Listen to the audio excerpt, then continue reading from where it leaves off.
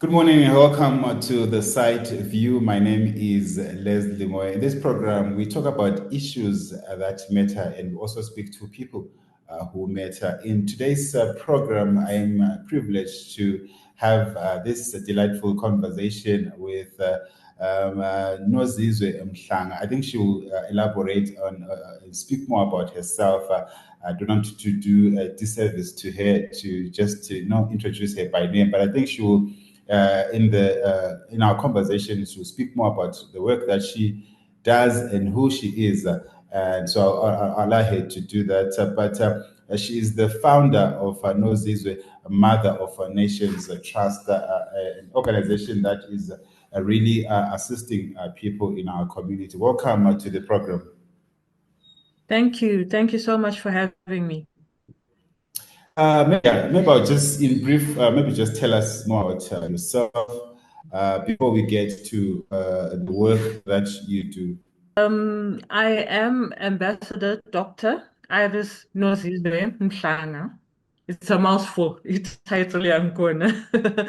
It's something that's come along my journey. I'm the founder of Nozizwe Mother of Nations Trust, which is a registered charitable organization in Zimbabwe. We've also spread out recently to Ghana and Zambia. The Nozizwe Trust, in a nutshell, I would say we aim to empower vulnerable communities. We aim to lift others up. You know, in life, you get handed certain opportunities and you can't come up uwedwa. So we at Nozizwe Mother of Nations Trust have identified our communities that feel abandoned, that feel lost. And as my name is Nozizwe, Umama Wezizwe, we've taken that name and gone further by using that mandate in that name. It's a calling of sorts, you know, to uplift abantu and to uplift people in general. I'm basically Umama Wabantu, let me put it that way. I act like a mother. I am a mother. I'm a mother figure to many people, to vulnerable communities. So in a Uh, nutshell, that's what we're doing. let's pick up the conversation from your last point about names, the Mm. importance of names. I think in an African culture or in the African cultures, names they carry meaning, and your parents, two respectable members of our community, they gave you the name Nozizwe. Why are names important? Because I think sometimes they also mirror the works that we do or the deeds that we're going to do in society. But maybe it's picking up from your name, Nozizwe. Why Mhm. are names or the way that we name our children so important in our culture? Let me explain about how I ended up with that name. It's a funny story. When I was born, my father was given a list of names. My mother had chosen the names Iris, Valerie, Beverly, and those were supposed to be my names. Ubaba walahla iphepha leliyana when he was going to do my birth certificate. And esefika khona ngale, he named me Iris. Wakhumbula Iris ukuthi Iris is a flower. So he made sure he remembered that name, but lawa manye it seems they didn't resonate with him. And then he went on to add Zemza Nozizwe. Now, in naming me Zemza and Nozizwe, Lapa, he had not told my family, my mother's side of the family who raised me. He didn't tell them why he chose those particular names, but Wapuma later on, when he was now explaining to his in-laws, ukuthi, umntwana ngimnika amabizo lawa, iphepha lelana lalahleka. So these are now her names as a letter birth certificate. It turned out that he named me Zemza. Zemza was the name of his great aunt. Zemza was a traditional healer. She was a woman of the community who helped vulnerable communities in Mozambique. Was from Mozambique and came to Zimbabwe. I think it was in the 50s at the time. And that's who my father named me after. I have no idea why he chose that name, but he decided to name me after her. Unozizwe was a name that he liked. And konoko in our African culture where we try, you will end up behaving like that person that you're named after. My family, on my mother's side of the family, my family are the Wilsons, Labagochikwera. So the Wilsons, the colored community, the white community, they never really understood these things about ukunika umntwana amabizo. And as far as I remember from what I was told, ngimncane, I started giving away things. I started doing things, and I had a knack yokuthi if I would massage umuntu, their legs, their hands, and things like that, anyone who had a pain, it would go away. So my father kept tabs on that, Nikula, and it sort of clicked to him. Umntanami is becoming like u-Auntie Loana babekhuluma ngayo kudala. So, according to the stories I was told in Nikula and from my behavior, from primary school going into high school and becoming an adult, my father's side of the family were now convinced ukuthi I was actually Uzemza, reincarnated because I behaved exactly like her.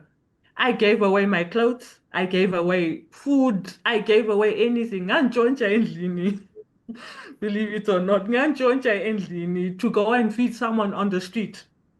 I grew up in town, Third Avenue, Robert Mugabe Way, and there were many homeless people in and around that area during the 80s, the 90s.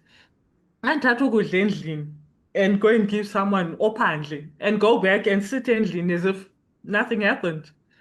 And I used to get beaten for doing that. And then my mother would say, "Hey, bantu, amabizo akho lawo, why are you doing these things? Uzasilethela imikhuhlane endlini, uzasilethela lokhu, amasela, you can't be going out to feed abantu." And I would sit down in Chume ngithi, "Hayi, ngizwile mama, I won't do it again." But then next day, I'll be out again, give away my mother's groceries. She was the first Black secretary at the Chronicle. That was in 1980. And I always looked up to my mother. Sahlala singu-two.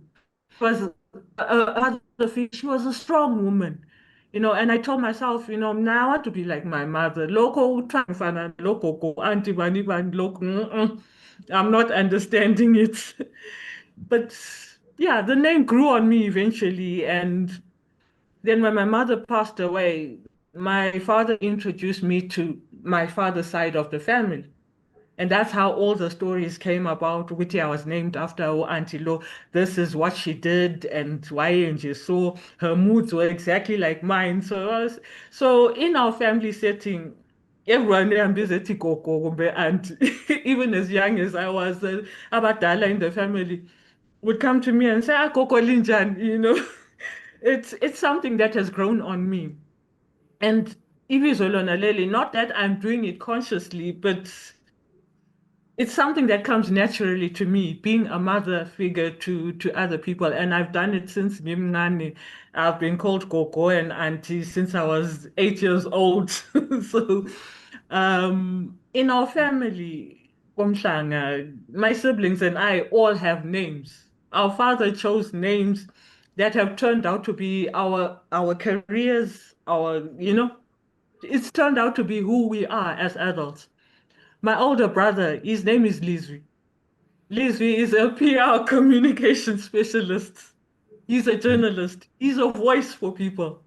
And Lesley translates to voice. My other brother, his name is Mpati. And he also, in his own way, has followed his name. So all of my siblings all have different names that have turned out to have molded our characters as abantu abadala. So Amabizo, as funny as people may find it, it really does resonate, especially for me, because it's turned out to be who I am now as an adult and how I relate to other people. You had an encounter. I think as you're painting your life, you're showing that so many things have happened when you were younger that sort of like you're now confirming as an adult. But you had an encounter with a homeless man, and Yes. I did pick it up what you would take your mom's food and go feed people Yeah. on the.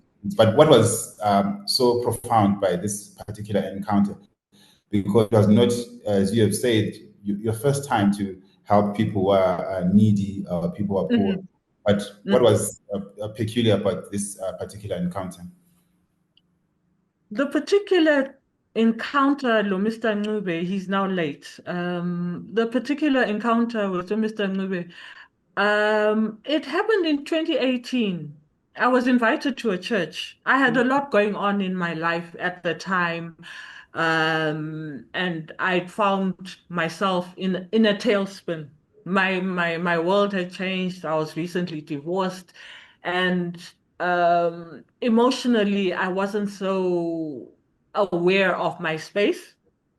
So some people invited me to a WhatsApp group. And in that WhatsApp group, there was an advert about a church service that was going to be held in town. So people were saying to me, maybe you need some spiritual upliftment, being a Christian, we'll invite you to our church, maybe prayers and things will uplift you. I was down and out at that time. And then when I saw this advert, there was an advertisement, kuthiwa kule meeting at church, and there's going to be a man of God from Ghana and other countries. And I thought, mina izinto ezinje angizijayelanga. I was brought up an Anglican. I was baptized in Christian and confirmed an Anglican. So, okuthiwa kulabo prophets, or, men of God and things like that, ngangazijayelanga. And then I just thought, what, a church is a church. Let me just go, since my neighbors had invited me. And I went, and at that church, I was singled out. I was singled out. Nozizwe Mhlanga. This was a man of God, Prophet Francis, wayevele Ghana. He was visiting Zimbabwe. He singled me out. What? Who is Nozizwe? So mina lami I'm looking around ukuthi it didn't click ukuthi he was talking to me. Mina Nozizwe is not my first name, but lami I looked around ngathi maybe kulomunye uNozizwe ngazithulela. And then he said uNozizwe ohlala eBradfield, he described my streets. Wathi kulama cross around the corner, and he described everything. So I was like, how is this possible? I stood up. And then he said to me, Nozizwe, Nozizwe, how many children do you have? Mina ngathi, I have two. What? No, no, no, no, no. No, that can't be. That can't be. You don't have two children. Not, yes, I have two children. There's Christian and Anna. And then he asked me, he said, Ncube, who is Ncube?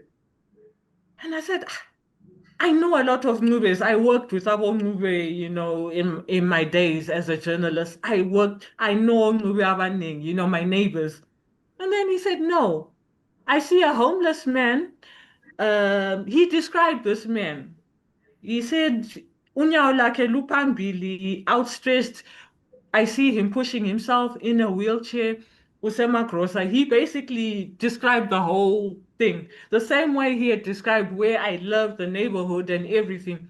He described everything to a T, including my gate, lapha engangihlala khona.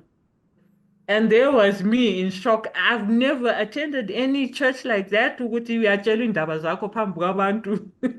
But yeah. So he basically described Mr. Ncube, what you know? Umntanakho uChristian wazalwa inyawo zigogekile. Umntanakho oyinkazana uletshukela. And I was like, umntanami uletshukela. I didn't know my daughter was diabetic at the time. And then he said, umntanakho uMr. Ncube. I said, Ncube, angimazi umuntu lo. Angimazi. And then he described him. He said, on a Wednesday, uzahamba usiyathenga ama-groceries akho, and he will be outside this shop enje. So I'm seeing green, green, green. Look at city green. I'm like, green what? It's something that didn't register at the time. I was feeling embarrassed, having things told in front of a big crowd like that. And he continued, he described my encounter with this man. He told a very long story. And then he said to me, Kusasa is Wednesday. You're going to buy your groceries. Uzambona. If you don't believe me, tomorrow you will believe me. Uzambona, he will be next to a dustbin. And Digezwa kuhle, you must feed him. I said, I must feed him. Why must I feed him? I also said, this man will be hungry. He hasn't eaten in days. Feed him and see. I also said to me, let's bet. Mati, I can't bet with you. It's I don't know you. I don't want to be disrespectful. I don't know you. I can't bet with you. I also said, okay, I'll give you $10 if you meet this man kusasa. And I said, blante njalo, lami ngakhuluma kwami. And the church service continued. So as I sat, I thought, no way, no way. And the man of God, Lord, if you feed this man, it's going to be the start of something beyond your own imagination. That, abantu laba sebengumanela. I sat down. And the church service went on. The man of God took my phone number. He gave me his phone number. He added me to a WhatsApp group. And he said, since we've bet, Kusasa, I'll give you $10. If you meet this man, I want you to post on my group, umbonile. Do you know me? Have we met before? That sort of thing. Now, I don't know, I've never met you before. It's my first time even coming to this church. I don't even know you from a bar of soap. You are from Ghana, ngingakwazela ngaphi mina. Anyway, in the WhatsApp group, he said exactly everything that he had said to me in the church service. And then he said to people, Kusasa, she will come back. I bet $10 she will meet this man. And then the following day, I was just cleaning my home, talking to my children. We were doing online school. My kids were homeschooled. So we were doing online school. And then I said to myself, Katinamhla sizaphekani ntambama, out of nowhere. And there went my trip to the shops. I went round the corner, with my daughter. I said, Pelezela, sambe macros. As I got to the shop, something just made me look around. And my daughter was like, Mamusu Senzan, please don't start your nonsense. Yeah. My daughter knew I had this thing of giving things away, really. And she said, please don't start your nonsense, Mamungangis. She said, Macros, alapungangis. And I told her the story about Unrubi.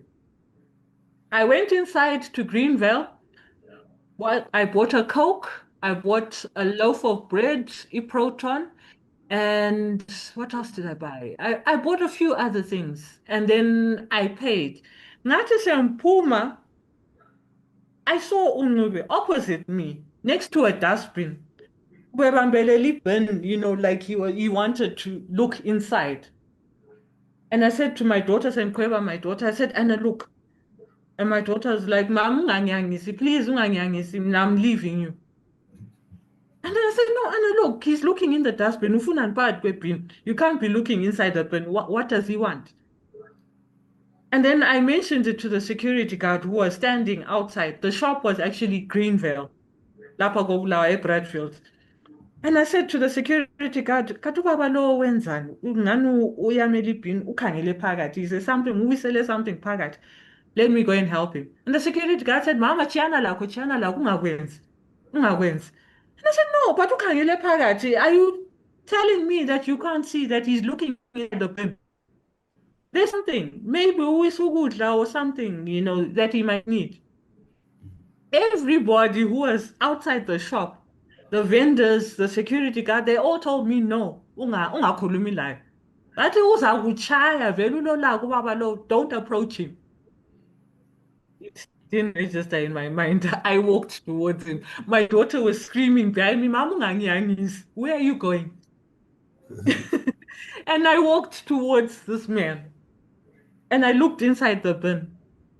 Khonapha ngikhangela phakathi kwebin, I'm speaking to him. And then suddenly he slumped in his chair, like back like this. Ngathi, kanti lapha sekuhamba njani? And then ngamnyikinyeza, and I said to him, Baba, are you okay? And he said, he was weak. And he was saying, bengifuna ukuthatha something yokudla kule sinkwa phakathi la. I'm carrying a paper bag, ele sinkwa and a Coke. So ngahle ngaguqa phambi kwakhe.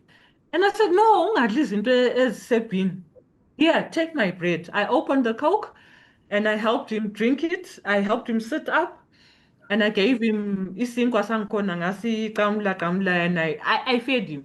And people were looking at me, they were like, Mamhlangu uzazisola. This man uza kutshela inhlamba ezinkalakatha lapha vele, don't even help this man.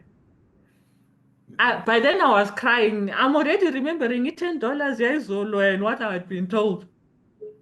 I just continued feeding him and one thing led to the next. We were the best of friends. I started feeding him every day. I got to know about his family history. And yeah, then Ungobe went and told the story to other people. And then those other people told other people. So from Ungobe, it's jumped to 5, it jumped to 10, it jumped to 15. It jumped to 20. The next thing, there were 200 people with my phone number asking for help. I posted on social media about all this, the story list that I'm telling you.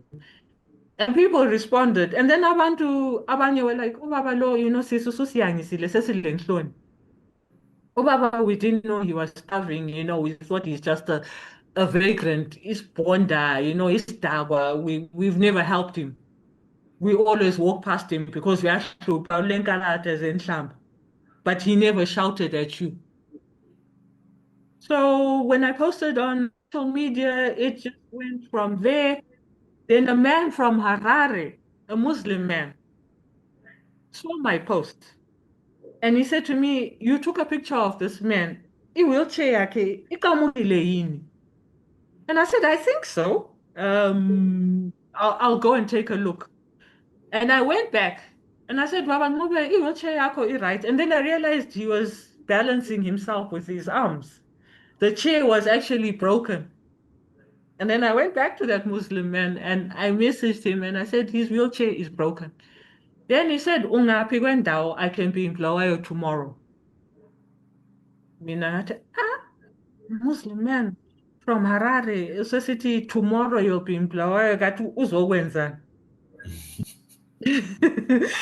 And that is how the Nozizwe journey started. The Muslim man came to Bulawayo, saxoxa, sancedisa Mr. Ngube. Mr. Ngube came with other homeless people and other differently able people, and we continued from there.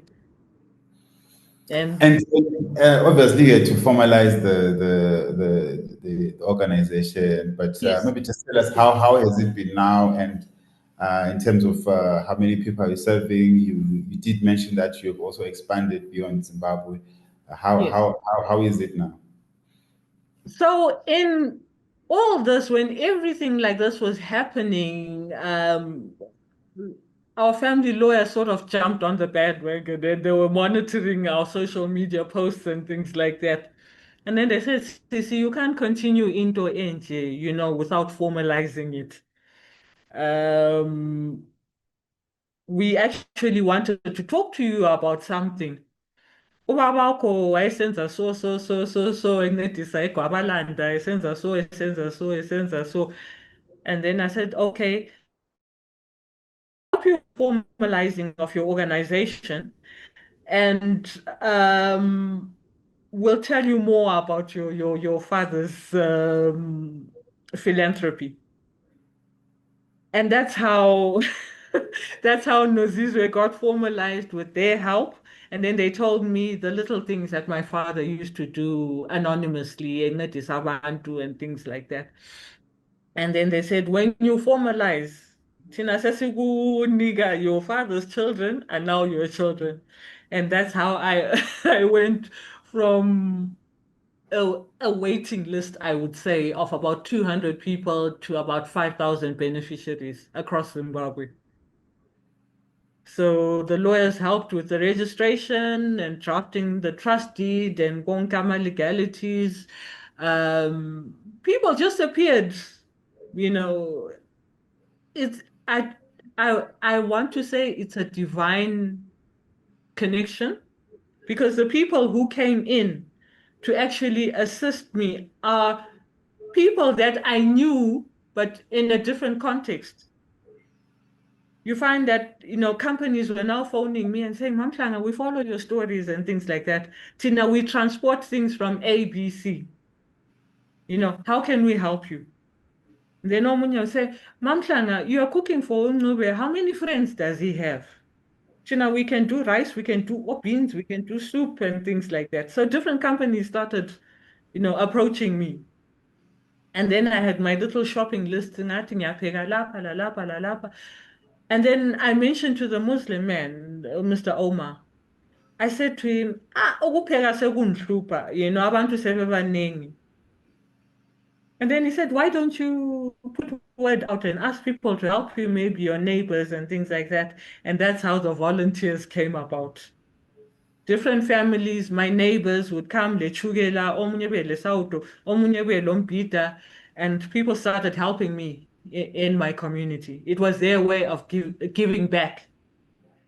People would always say to me, usiyangisile laphana, the way you helped someone when we're telling you not to do it, usiyangisile. But anyway, this is, since you're doing it, when Moses hambela phambili, Tina will help you in the background.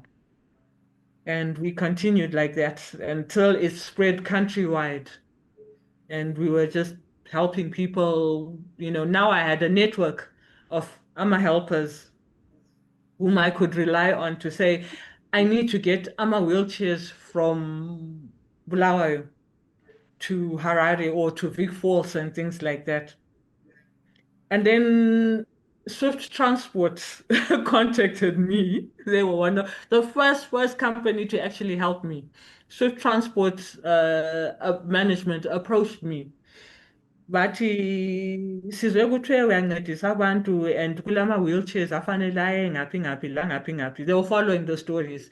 And I said, yes, but transport iyasibulala, and we can't be driving across country personally. So they said, okay, we'll help you once a week. I didn't have volunteers apart from my neighbors, ababebuya bezopheka. And then Swift Transport, bathi, we've got our truck drivers, we've got our loaders, lani. Banika okulikona in their branch for donations to be dropped off Kwanapana. And then they said to me, here is your team, the drivers, the loaders. So those were my initial team Nozizwe volunteers, Abago Swift. All the drivers, our Melusi, our Blessing, all those young guys who had just started work who were Swift. And that's how they would come collect donations from me. Kuhambe Harare, Vic Falls, Kwekwe, you name it. So it seemed like we were everywhere at the same time. It was thanks to Swift Transport that we were able to do all these things. So other companies also joined in and said, no, Tina ngasithwala izinto, if there's anything that you want taken ABC, companies with trucks, intercity transport. And that's how we got things around without us ever leaving Bulawayo or Harare, sasihamba masifuna. But we also identified other people in other towns within these companies that could act as our ears and eyes on the ground and identify other people that needed help. So we continued that way for years and years and years. And people will just phone us and say, how can we help? Asila Mali, but how can we help you? Sila Loku instead. And that's how we've continued. But obviously, you've now grown beyond Zimbabwe. How did that happen, and how are the operations? And in terms of you now overseeing this great work that you're doing, and the power of networking. Obviously, it's you did highlight that people are coming in, chipping into our assist. Yeah.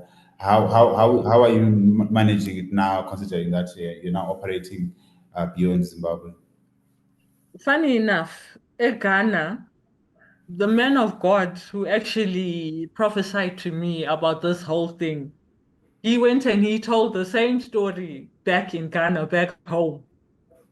And he told his community about how he met a Zimbabwean woman, and he basically narrated the whole story. And, with the power of networking, we've kept in touch since then. And he would pray for me, offer guidance and advice and things like that.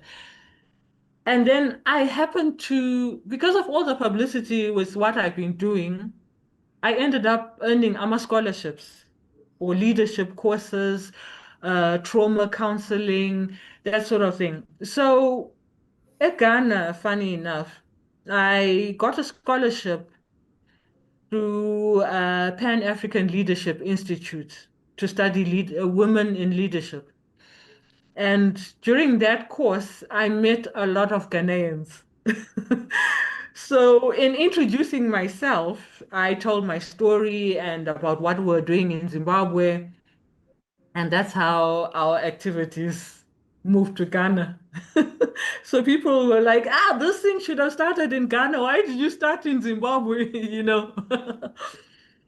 Yeah, they were proud that a Ghanaian had actually, reached out to me, and this whole thing involved a Ghanaian person.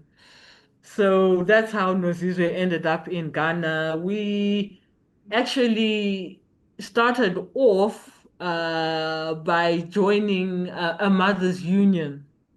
They were serving orphans and homeless individuals in Ghana. And they said to me, Mama Nozizwe, you are doing the same in Bulawa. You are involved in soup kitchens and feeding the homeless. You're feeding 1,200 people per day.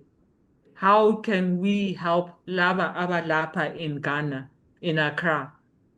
And that's how it came into being. I took what I learned from setting up a soup kitchen, lami ngafundela kwabanye who were already doing these things, the mustard seed communities, Zimbabwe. And in my learning, I transferred what I learned in Zimbabwe to set up in Ghana. So the same way we started in Zimbabwe is the same way we started in Ghana. And then I had links with Zambia. Zambia, my son, as I said earlier, wazalwa inyawo zigogekile. My son had surgery done, corrective surgery done, but ekhula inyawo zakhe zazilokhu zigogeka until he was in grade 7, Form 1. Someone in Kenya led me to a hospital in Zambia. Wathi in Zimbabwe akulasibhedlela esingalungisa into enje, so it will cost you a lot of money, but if you're willing, travel to Zambia, even ungela mali, this hospital will look after you. And that is how we got involved with Cure International through my son. So setting up in Zambia, Layo, it had its own divine connection through my son. And being in Zambia, we lived in abject poverty. We lived amongst the homeless. We lived amongst battered women. We lived with disabled children who were like my son. So that's why Zambia. I've been learning different things lead me to everything is linked. There's always a story to how I got into a certain place. So that's why Ghana and that's why Zambia. Quite inspirational. But as we wrap up our conversation this morning, what is it Mhm. that you want to be remembered for? Obviously, you were touching people in different parts of our continent. What are your future plans? Maybe just in brief, just tell us things that are already in the pipeline that you're planning. Future plans for Nozizwe. As my name speaks for itself, Nozizwe, it's the mother of nations, many nations. Um, it's my dream to empower and uplift vulnerable communities, not just in Zimbabwe, but in many other communities worldwide. We are eyeing various communities. India, Pakistan. There's a lot of work I'm doing as a certified peace ambassador. I'm newly certified as a peace ambassador. Hence the ukubizwa kuthiwa Ambassador Nozizwe. That's how I got the title. I've actually gone to school to study diplomacy and negotiations and peace building. So I'm incorporating all that with my philanthropic activities worldwide. I would like to see vulnerable communities being uplifted, kube lezibhedlela, kube lezikolo, something that will benefit future generations long after I'm gone.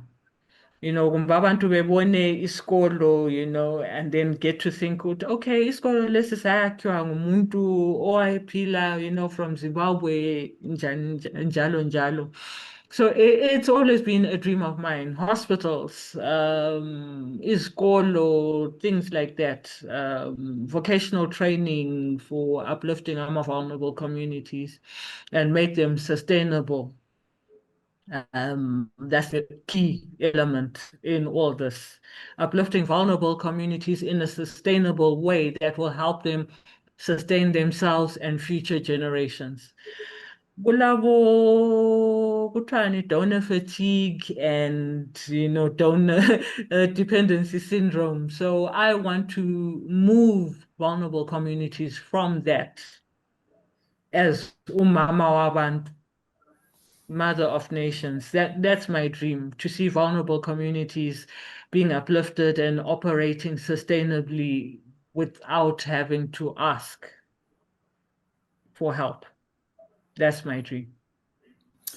Thank you so much for taking time to share with us your very inspirational story. I'm sure our viewers will also take or learn something from your story, and they'll also replicate it and also in their own ways assist their community. So I'm sure we'll have another sit down soon as we see more about the work that you're doing.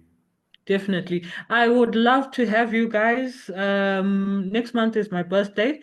18 July, we will be at Mustard Seed Communities Children's Home. Every year on my birthday, we give back to the community. Yes, my life is about giving back to the community, but my birthday is always something extra special. So we would love to have you and your team over and join us. We've just got a little get together planned where we will give back to vulnerable communities on that day. It's something we've been doing for the last 7 years, but we would love to have you with us this year. And I will definitely come and spend the day with you.